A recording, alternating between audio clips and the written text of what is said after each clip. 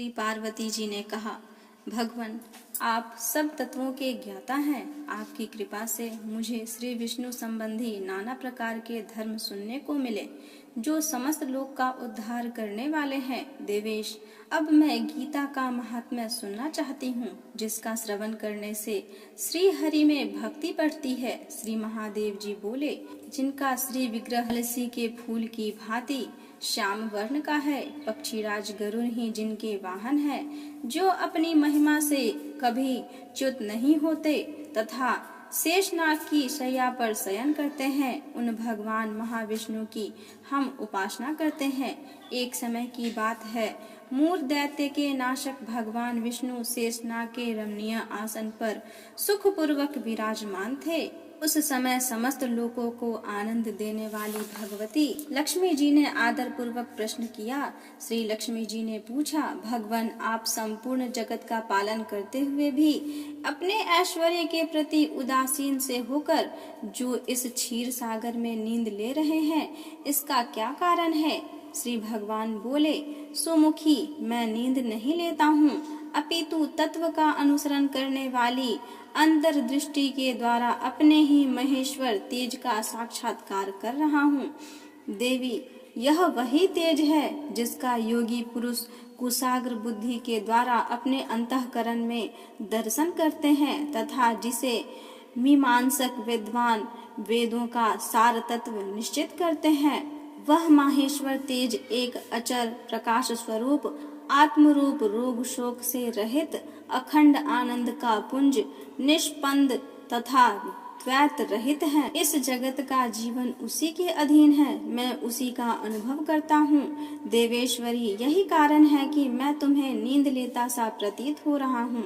श्री लक्ष्मी जी ने कहा, ऋषिकेश, आप ही योगी पुरुषों के ध्येय हैं। आपके अतिरिक्त कोई ध्यान करने योग्य तत्व है? यह जानकर मुझे बड़ा कौतूहल हो रहा है। इस चराचर जगत की सृष्टि और संहार करने वाले स्वयं आप ही हैं। आप सर्व समर्थ हैं। इस प्रकार की स्थिति में होकर भी यदि आप उस परम तत्व से भिन्न हैं, तो मुझे उसका बोध कराइए।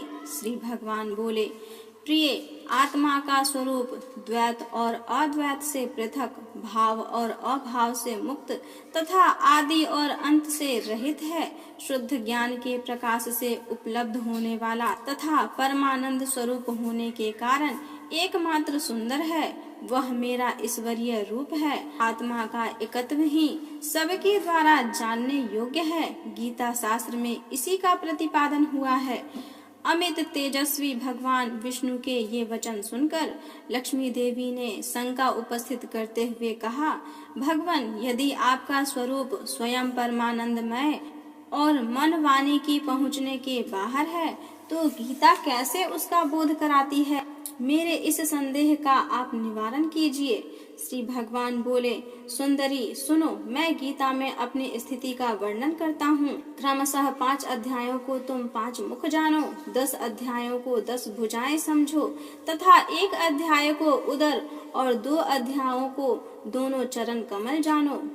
इस प्रकार यह 18 अध्यायों की वांगमयी ईश्वरीय मूर्ति ही समझनी चाहिए। यह ज्ञान मात्र से ही महान पातकों का नाश करने वाली है। जो उत्तम बुद्धि वाला पुरुष गीता के 1 या आधे अध्याय का अथवा 1 आधे या चौथाई श्लोक का भी प्रतिदिन अभ्यास करता है, वह सुशर्मा के समान मुक्त हो जाता है। श्री लक्ष्मी जी ने पूछा, देव, सुशर्मा कौन था, किस जाति का था और किस कारण से उसकी मुक्ति हुई? श्री भगवान बोले, प्रिय, सुशर्मा बड़ी खोटी बुद्धि का मनुष्य था। पापियों का तो वह शिरोमणि ही था। उसका जन्म वैदिक ज्ञान से शून्य एवं क्रूरतापूर्ण कर्म करने वाले ब्राह्मणों के कुल में हुआ था।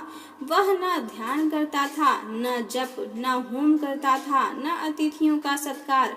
वह लंपट होने के कारण सदा विषयों के सेवन में ही आसक्त रहता था। हल जोतता और पत्ते बेचकर जीविका चलाता था। उसे मदिरा पीने का व्यसन था तथा वह मांस भी खाया करता था। इस प्रकार उसने अपने जीवन का दीर्घ काल व्यतीत कर दिया। एक दिन मूढ़ बुद्धि सुशर्मा पत्ते लाने के लिए किसी ऋषि की वाटिका में घूम रहा था। इसी बीच में काल रूपधारी काले सांप ने उसे डस लिया। सुशर्मा की मृत्यु हो गई। तदंतर वह अनेक नरकों में जा वहां की यातनाएं भोगकर मर्त्यलोक में लौट आया और वहां बोझ ढोने वाला बैल हुआ। उस समय किसी पंगु ने अपने जीवन को आराम से व्यतीत करने के लिए उसे खरीद लिया। बैल ने अपनी पीठ पर पंगु का भार ढोते हुए बड़े कष्ट से 7-8 वर्ष बिताए। एक दिन पंगु ने किसी ऊंचे स्थान पर बहुत देर तक बड़ी तेजी के साथ उस बैल को घुमाया। इससे वह थककर बड़े वेग से पृथ्वी पर गिरा और मूर्छित हो गया।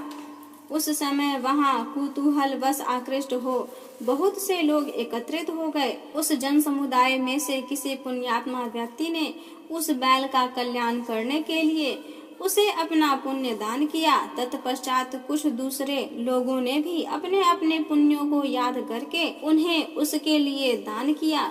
उस भीड़ में एक वैश्या भी खड़ी थी। उसे अपने पुण्य का पता नहीं था, तो भी उसने लोगों की देखा देखी उस बैल के लिए कुछ त्याग किया। तदंतर यमराज के दूत उस मरे हुए प्राणी को पहले यमपुरी ले गए।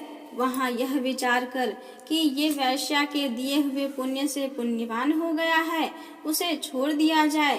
फिर वह भूलोक में आकर उत्तम कुल और शील वाले ब्राह्मणों के घर में उत्पन्न हुआ। उस समय भी उसे अपने पूर्व जन्म की बातों का स्मरण बना रहा।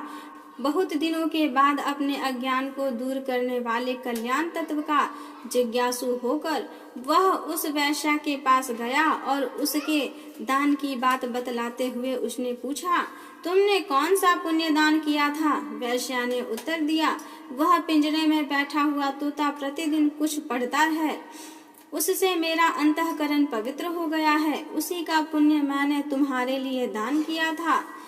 इसके बाद उन दोनों ने तोते से पूछा। तब उस तोते ने अपने पूर्व जन्म का स्मरण करके प्राचीन इतिहास कहना आरंभ किया। सूक बोला, पूर्व जन्म में मैं विद्वान होकर भी विद्वता के अभिमान से मोहित रहता था। मेरा राग द्वेष इतना बढ़ गया था कि मैं गुणवान विद्वानों के प्रति भी ईर्ष्या भाव रखने लगा। फिर समयानुसार मेरी मृत्यु हो गई और मैं अनेकों घृणित लोकों में भटकता रहा। उसके बाद इस लोक में आया।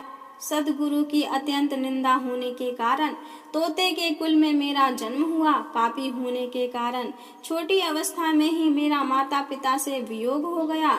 एक दिन मैं ग्रीष्म ऋतु में तपे हुए मार्ग पर पड़ा था। वहां से कुछ श्रेष्ठ मुनि मुझे उठा लाए और महात्माओं के आश्रय में आश्रम के भीतर एक पिंजरे में उन्होंने मुझे डाल दिया।